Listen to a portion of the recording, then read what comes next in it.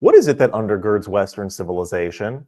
Check out this clip over here with Charlie Kirk and Gad Saad talking about whether or not Islam is in sync with Western civilization. So we'll watch this clip together and then talk about it. But first, hit that subscribe button over there in the corner. We'd love to stay in touch. Check this out. Joining us now is Dr. Gad Saad, a great friend of mine, visiting professor and global ambassador at Northwood University, author of The Sad Truth About Happiness and the Parasitic Mind.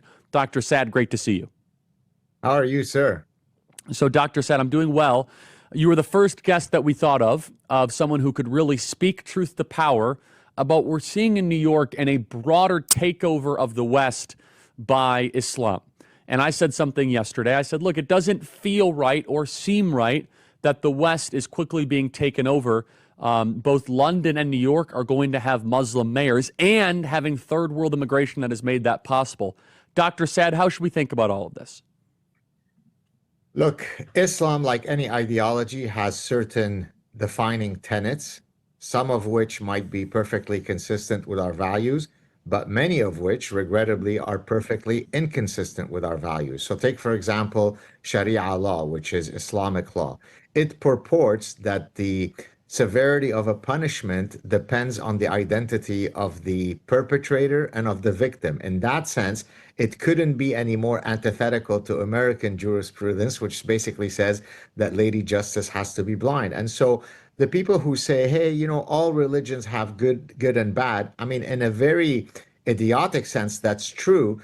But, you know, Jains, people who practice Jainism, are extremely pacifist, so much so that when they walk down the street, they use a broom so that they don't inadvertently step on any ants. Regrettably, Islam is not as peaceful as Jainism, and therefore we must make sure to let in people who share our values. But why is this so complicated? And so why is it that secular Westerners, especially in New York, go out of their way to try to elect someone like Mamdani, who has by no way whatsoever could you say this guy is a believer in Western values? What drives that?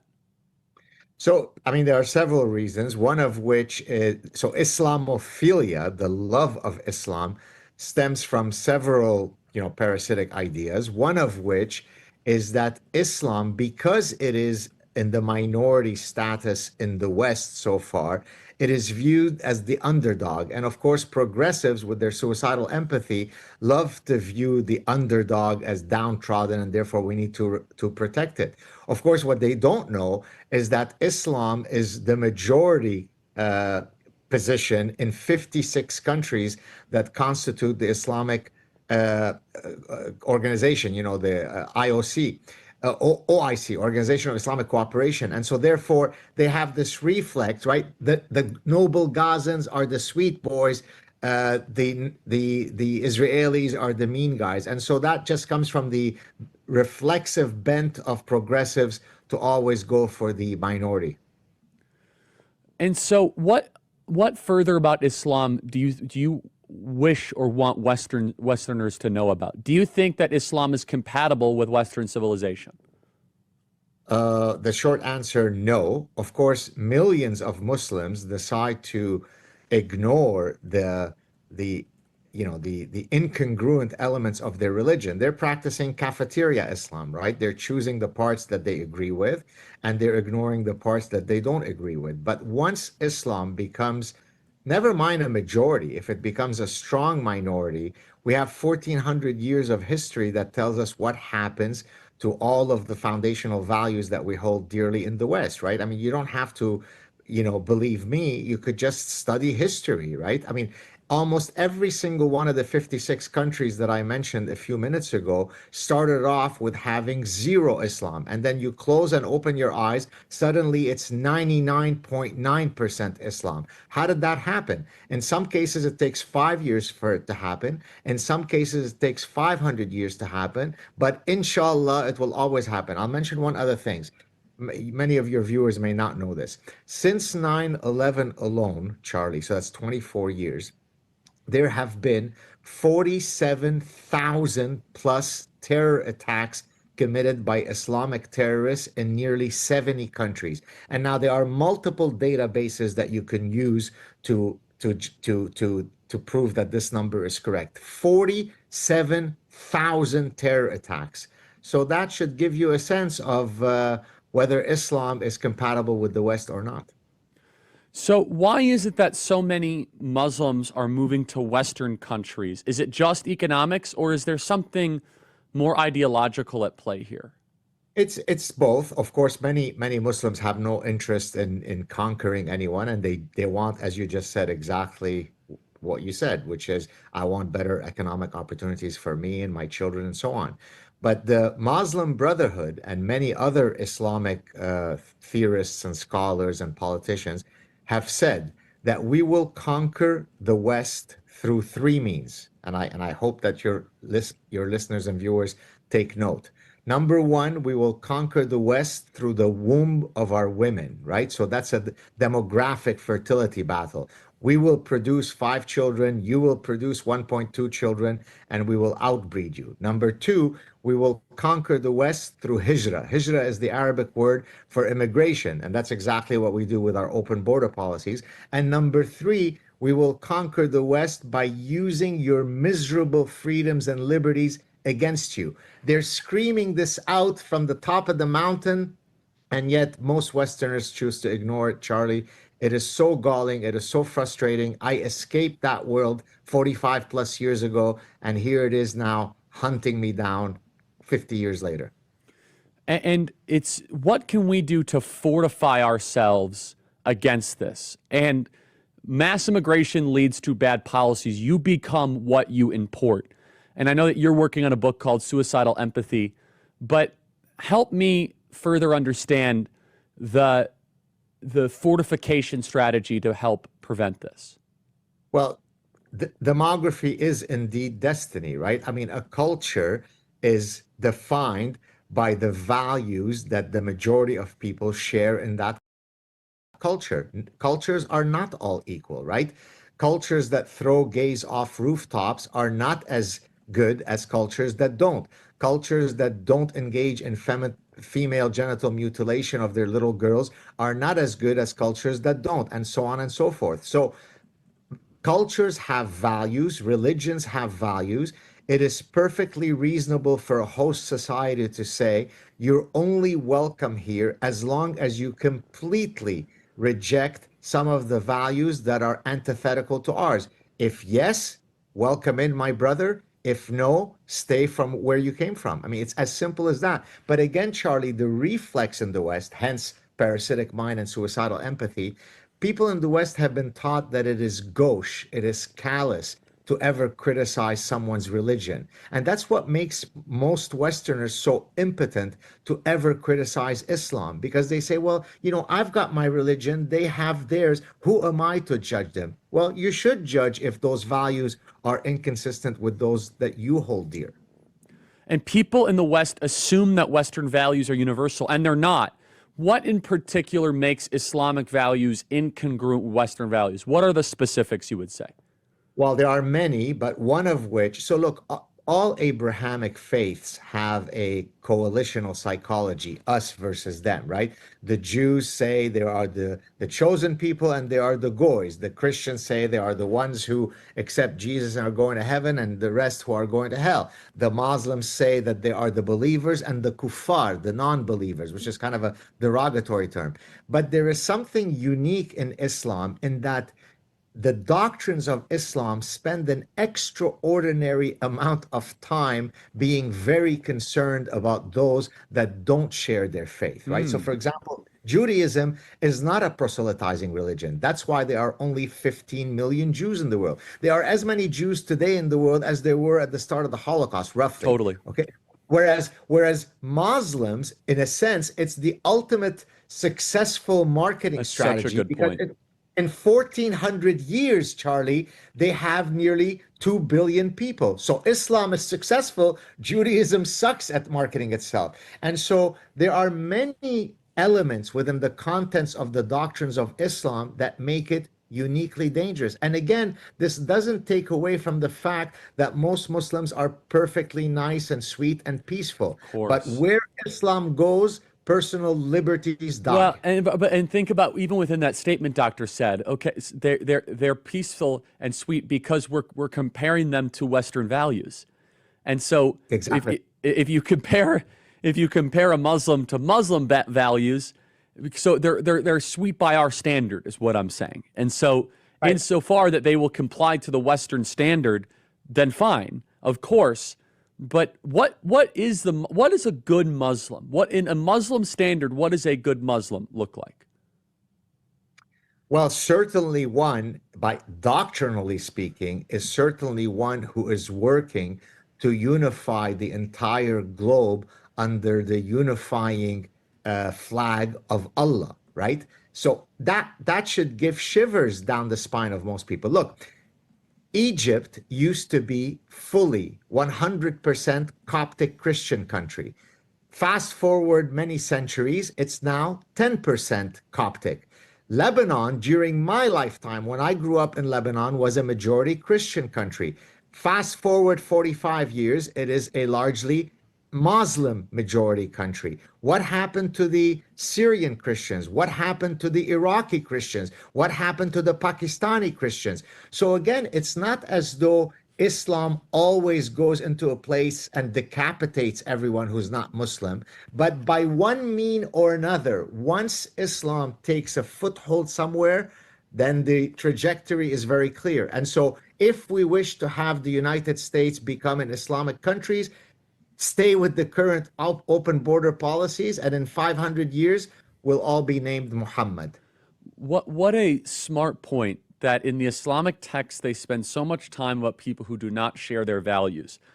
Christianity spends a fair amount of time on it, but nowhere near Islam, though. It doesn't seem there are like direct calls in Islam of what to do for those that don't believe, and it's a very pernicious preoccupation. We have Dr. Saad here, and I want Dr. Saad to react to the Limbo laws. Rush used to do this with a cigar, and it was just so great. I want to play 526 and then let Dr. Saad just riff. This is if Rush Limbaugh was king, and we should have listened to Rush. This was 20 years ago. 20 years ago! I should get a hat. Rush was right about everything. Play cut 526. Everybody's making immigration proposals these days. Let me add mine to the mix. Call it the Limbo laws. First, you immigrate to our country, you have to speak the native language. You have to be a professional or an investor. No unskilled workers allowed. Also, there'll be no special bilingual programs in the schools with the Limbo laws, no special ballots for elections, no government business will be conducted in your language. Foreigners will not have the right to vote or hold political office. If you're in our country, you cannot be a burden to taxpayers. You are not entitled to welfare or food stamps or other government goodies. You can come if you invest here, an amount equal to 40,000 times a daily minimum wage. If not, stay home. But if you want to buy land, it'll be restricted. No waterfront, for instance, and as a foreigner, you have to relinquish individual rights to the property. And another thing, you don't have the right to protest. You're allowed no demonstrations, no foreign flag waving, no political organizing, no bad-mouthing our president or his policies. You're a foreigner. Shut your mouth or get out. And if you come here illegally, you're going to jail. Now, you think the Limbo laws are harsh? Well, every one of the laws I just mentioned are actual laws of Mexico today. That's how the Mexican government handles immigrants to their country. Yet Mexicans come here illegally and protest in our streets. How do you say double standard in Spanish? How about no mas? Dr. Saad, react to the great Rush Limbaugh's as a conversation starter. He is missed. Look, I don't know about the 40,000 of the minimum wage. I'd have to calculate whether that number makes sense or not. But the general, gist of what he's saying, I mean, I couldn't agree more, right? I mean, what is it that allows, what's the logic of having illegal immigrants, more money spent on them than American vets who've lost limbs fighting, defending our liberties? It's insane. I mean, hence that's the exact point of my next book, Suicidal Empathy. So yes, Rush Limbaugh is right about everything. In closing here, Dr. Saad, what would you said? The West is a woman to be mounted. That is the Islamic creed. Remind us of it. So that quote comes from, so prior to people knowing who I am, I mean, now I couldn't get away with it, but in the past, because Arabic is my mother tongue, I would hold conversations with all sorts of, Muslim and Arabic speaking people to sort of gauge their sentiments about things. And I would repeatedly hear from Arabic speaking, Muslim speaking immigrants, in this case it was in Canada, always say that the West is a woman to be mounted.